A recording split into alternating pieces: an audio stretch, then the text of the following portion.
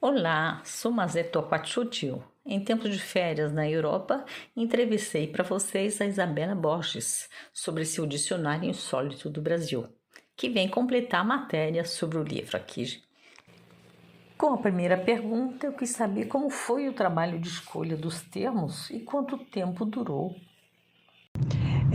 O trabalho de escolha dos termos foi um trabalho feito por afetividade de coração. Eu comecei escrevendo sobre termos que me eram caros, como Ipanema, saudade e bem outros, e na verdade um termo puxa o outro, e puxa o outro, e puxa o outro. Então as entradas elas acabaram se parindo umas às outras, se a gente pode dizer assim, e todo o dicionário durou muito tempo, porque eu comecei antes das eleições, da eleição do inominável ao poder, parei o tempo todo, porque eu não conseguia escrever sobre o Brasil, e voltei uma vez que o Lula tinha sido reeleito.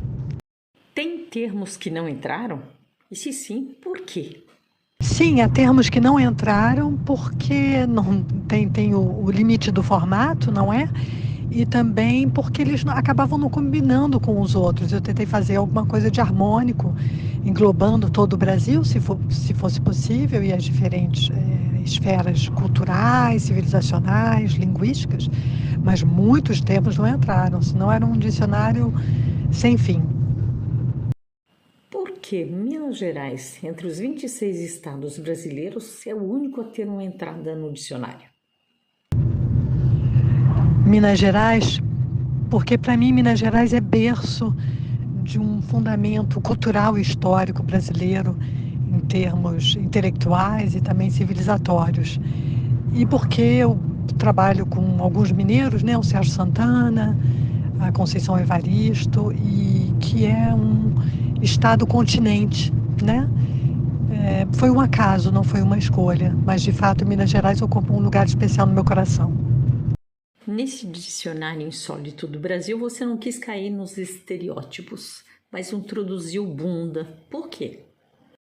Impossível não introduzir bunda no dicionário brasileiro, porque é um patrimônio cultural, né? Eu acho. E também porque, como eu disse, as entradas elas vieram aos poucos.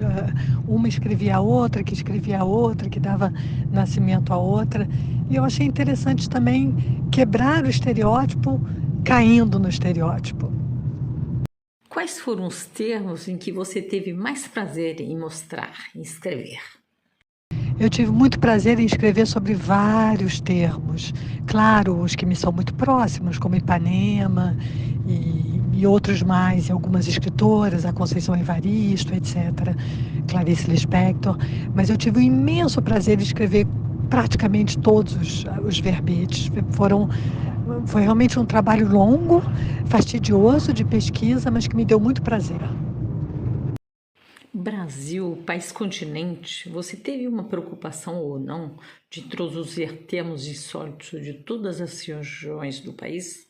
Sim, o objetivo era escrever um dicionário insólito, né? Então, na verdade, eu acho que o insólito vem não somente de cada termo, de alguns termos, mas também do conjunto, da maneira como eles são apresentados juntos, né? É, Como eu disse, para escrever sobre todo o Brasil seria necessário um dicionário sem fim, que fosse sendo alimentado aos poucos. Talvez um dia a gente faça isso. Foi preciso ter cuidado em explicar alguns termos brasileiros aos franceses? Sim, eu tive muito cuidado em esmiuçar alguns termos e também tentar dar toda a polissemia de certos termos para que os franceses, o leitor francês, pudesse da melhor forma possível é, as diferentes faces de algumas entradas e de certas palavras.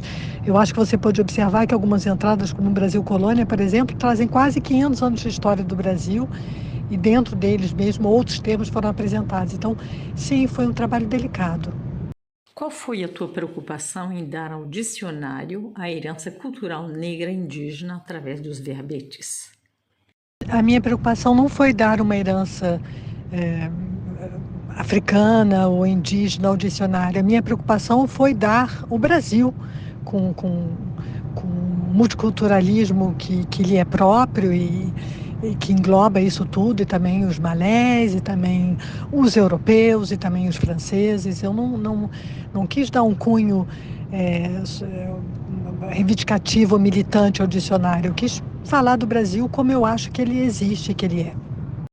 Você me fez conhecer os termos cálice e o artista Atos Bucão, o que quer dizer que o dicionário interessa também aos brasileiros. Pensa em dar a ele uma versão em português?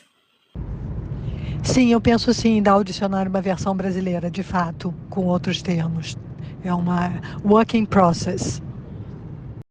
Como você está sentindo a recepção do livro no público francês?